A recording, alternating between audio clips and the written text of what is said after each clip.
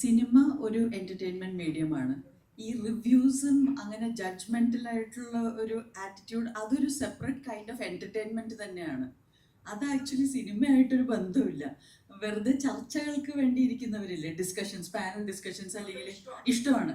അപ്പോൾ അവർ ആ ചർച്ചകൾ കാണാനായിട്ട് റിവ്യൂസ് കാണാൻ ഇഷ്ടപ്പെടുന്നവരുണ്ട്. അവരൊരു പക്ഷേ മൂവി ബഫ്സ് ആവണമെന്ന് പോലുമില്ല. അവർക്ക് ചിലപ്പോൾ ഈ എന്താ പറയുക, സിനിമകളെ റിവ്യൂ ചെയ്യുന്ന ആ ഒരു പാറ്റേൺ കാണാനാണ് അവർക്ക് ഇഷ്ടം.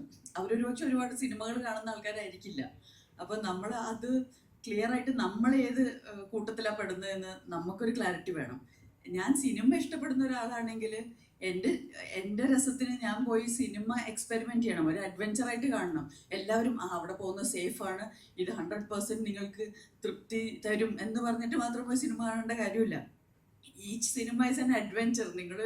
നിങ്ങളുടെ ലൈഫിലൊരു 2.5-3 hours ഒരു അഡ്വെഞ്ചറിലേക്ക് പോവുകയാണ്. ഒരു സ്റ്റോറി ടെല്ലിങ്ങിലൂടെ നിങ്ങൾ വേറൊരു ലോകത്തിലേക്ക്, ആ കഥ ക്രിയേറ്റ് ചെയ്തവരുടെ ലോകത്തിലോട്ട് നമ്മൾ സഞ്ചരിക്കാൻ പോവാണ്.